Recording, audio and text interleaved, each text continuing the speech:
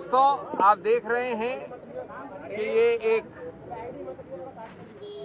बहुपार्टी delegation जिसमें मेरे सब वरिष्ठ कॉलीग्स यहाँ खड़े हैं अलग अलग विभिन्न पार्टियों से, ये तीसरी बार इस चुनाव में मल्टी पार्टी डेलीगेशन गया है चुनाव आयोग। आज हमने 2-3 मुद्दे स्पष्ट रखे उनके सामने। उन्होंने हमें कम समय में समय दिया, इसके लिए हम धन्यवाद करते हैं उनका। सबसे महत्वपूर्ण और अहम मुद्दा ये है कि पोस्टल बैलेट्स ये एक जानी मानी प्रक्रिया है कि चुनाव के परिणाम को एक तरफ से दूसरी तरफ ले जा सकती है। कई बार ऐसा हुआ है कि सभी पार्टियों के बीच में जो फर्क है वोट्स का वो x है, लेकिन पोस्टल बैलेट्स 2x या 3x होते हैं, यानी पोस्टल बैलेट्स निर्णायक सिद्ध होते हैं परिणाम के मामले में।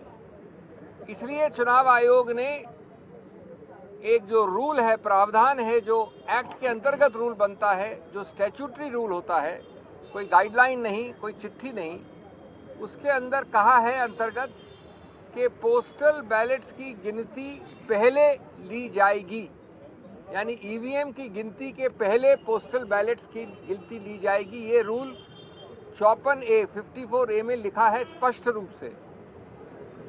इस बात को कई बार अलग अलग रूप से चिट्ठियों द्वारा और गाइडलाइंस द्वारा चुनाव आयोग ने दोहराया है।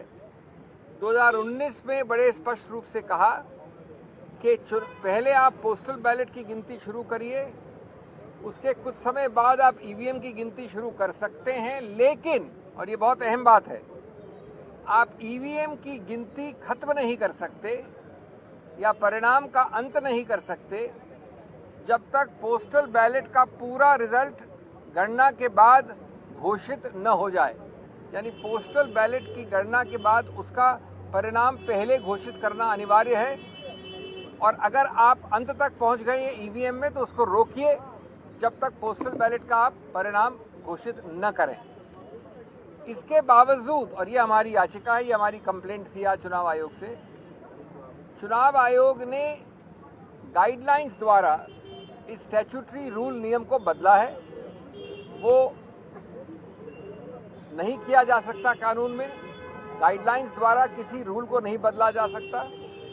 उन्होंने गाइडलाइंस द्वारा जो पुरानी गाइडलाइंस थी 2019 वाली, जो मैंने बताई अभी आपको, उसको हटा दिया है, उसको निरस्त कर दिया है।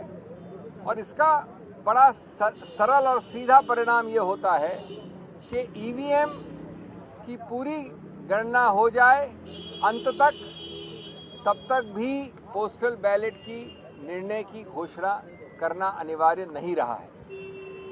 अब हमारे को पता है कि कई बार ऐसा हुआ है कि पोस्टल बैलेट के आधार पर निर्णय उत्तर से दक्षिण हो गया है, पूर्व से पश्चिम हो गया है। इसीलिए ये प्रावधान बनाया गया था, यही इसका औचित्य है।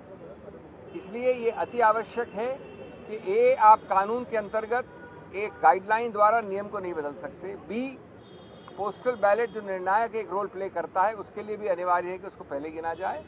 और तीसरा कि एक लेवल प्लेइंग फील्ड के लिए, गणतंत्र के लिए, स्वतंत्र चुनाव के लिए, जो कि संविधान के मूल तत्वों का एक अभिन्न अंग माना गया है, ये आवश्यक है कि जो पुराना रूल था उसी को फॉलो किया जाए, जो प्रावधान अभी भी है उसी को रूल किया जाए।